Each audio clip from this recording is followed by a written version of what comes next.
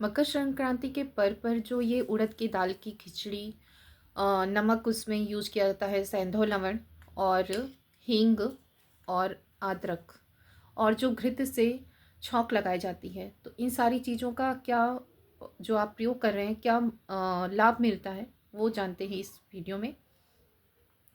आप जो ये मास, यानी कि हिंदी में जिसे उड़द कहते हैं और संस्कृत में इसे मास कहते हैं और इंग्लिश में इसे ब्लैक ग्राम या किडनी बीन कहा जाता है।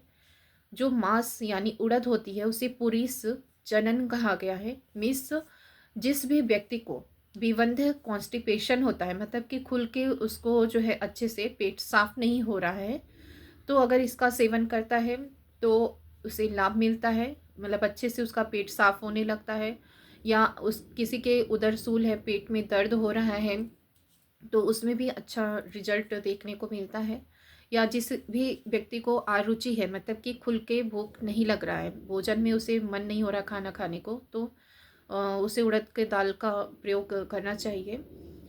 और साथ ही साथ जो आपका मांस उड़द होता है उसे बल्य बृहणी भी कहा गया है, मतलब कि ये बल देती है आपको, बृहण करती है, और इसे जीवनी कहा गया है। और जो भी रजारोध, मतलब कि जिनको पीरियड खुल के नहीं होता है, तो उनको उड़द की दाल को अपने भोजन में शामिल करना चाहिए।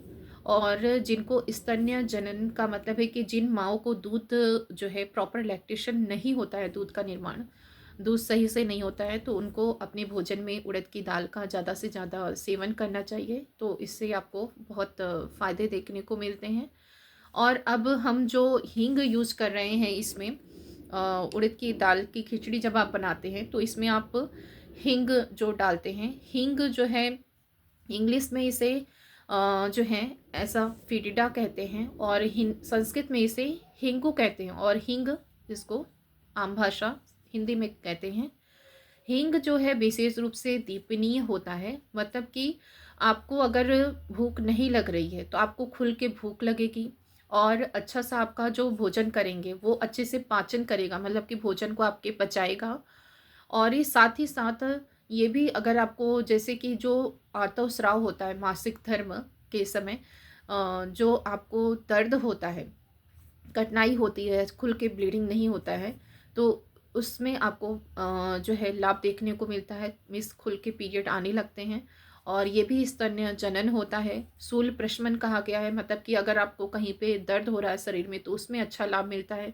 इसे कंडुग्न और जंतुग्न कहा गया, मतलब कि अगर आपके पेट में कहीं पे कीड़े हैं, या फिर जो है आप जो है खुजली हो रही है आपके शरीर में, तो इसके प्रयोग से आपको उसमें लाभ देखने को मिलता है। और ये मूत्रल भी कही गई है, मतलब कि जिसको पेशाब खुल के नहीं होता है तो ये पेशाब खुल के होने लगता है।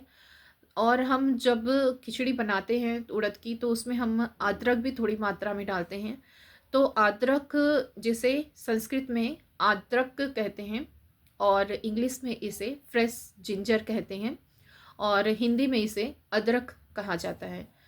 तो अदरक जो होती है ये भी गुरु रुक्ष और उष्ण तीक्ष्ण होती है गुड़ में, जिसकी वजह से इसे जो कुष्ठ के पेशेंट होते हैं, मतलब इस जिनको स्किन प्रॉब्लम है, सफ़ेद दाग है, उसमें इसको प्रयोग किया जाता है ऐसे पेशेंट को। और जिनको खून की कमी होती है, या फिर जो अर्श है, जिनको मिस बवासीर है, उसमें अच्छा लाभ देखने को मिलता है। या किसी को अगर ज्वर है, फीवर है, तो अगर इसका स्वरस बना के पीता है, अदरक को पीस के उसका स्वरस, मतलब कि जूस जो है उसको जो लेता है, तो उसमें अच्छा रिजल्ट देखने को मिलता है। जिसको सर्दी जुकाम है, मतलब कि आप कफ का प्रॉब्लम है जिसको, तो आप जो है इसका अदरक स्वरस निकाल के पी सकते हैं, या दूध में पानी मिला के अदरक को अच्छे से ढक के उबाल के आप इसको पीते हैं तो बहुत ही अच्छा आपका कफ निकल जाता है। और 3-4 दिन के प्रयोग से आपको बहुत ही आराम मिल जाता है कफ की समस्या में। और साथ ही साथ जो अदरक होता है वो विटामिन ए बी सी का अच्छा सोर्स भी होता है।